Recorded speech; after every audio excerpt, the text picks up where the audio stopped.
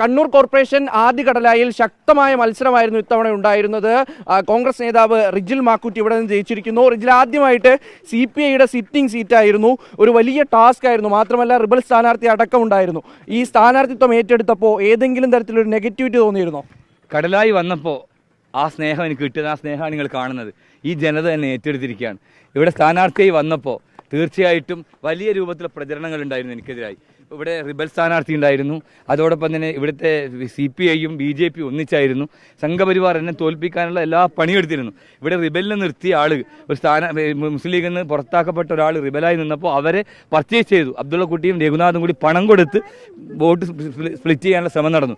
സംഘപരിവാർ പറഞ്ഞു ആദ്യകടലായി ശ്രീകൃഷ്ണൻ്റെ മണ്ണാണ്, ഇവനെ ജയിപ്പിക്കാൻ പറ്റില്ല. പക്ഷേ യഥാർത്ഥ ശ്രീകൃഷ്ണൻ എൻ്റെ കൂടെയാണ്. ആദ്യകടലായി കൃഷ്ണൻ എൻ്റെ കൂടെയാണ്, സംഘികളുടെ കൂടെയല്ല എന്നുള്ളത് തെളിവാണ്. 700 ചില്ലറ വോട്ടിന് ഞാൻ ജയിച്ചത്. അത് സംഘപരിവാറിന് കൊടുത്ത മറുപടിയാണിത്. ഇക്കാലം അത്രയും എന്നെ ടാർഗറ്റ് ചെയ്യുന്ന RSSും സംഘപരിവാറും അവർ ഉയർത്തിയ എല്ലാ വാദഗതികളും ഈ ആദ്യകടലായിലെ മതനിരപേക്ഷ മണ്ണ് ചവിട്ടി താഴ്ത്തി കടന്നിരിക്കുകയാണ്.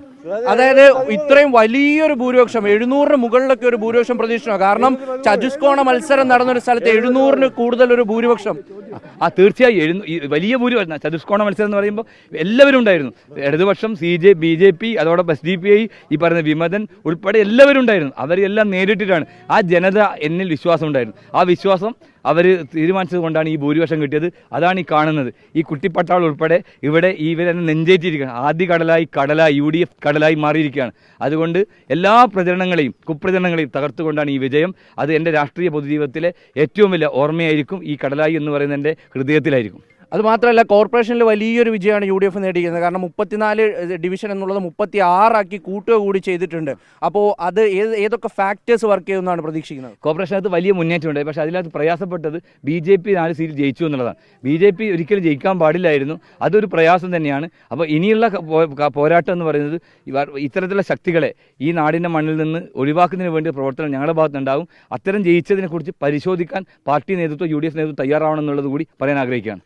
എന്തായാലും വലിയൊരു വിജയമാണ് ആദ്യകടലായിൽ റിജിലിന് ലഭിച്ചത്. ഇവർ ഈ ടീമൊക്കെ ആയിട്ട് ഓരോ വീട്ട് കയറിയും നന്ദി പറയുകയാണ്. വോട്ട് ചെയ്ത വോട്ടർമാരോട് നന്ദി അർപ്പിക്കുകയാണ്.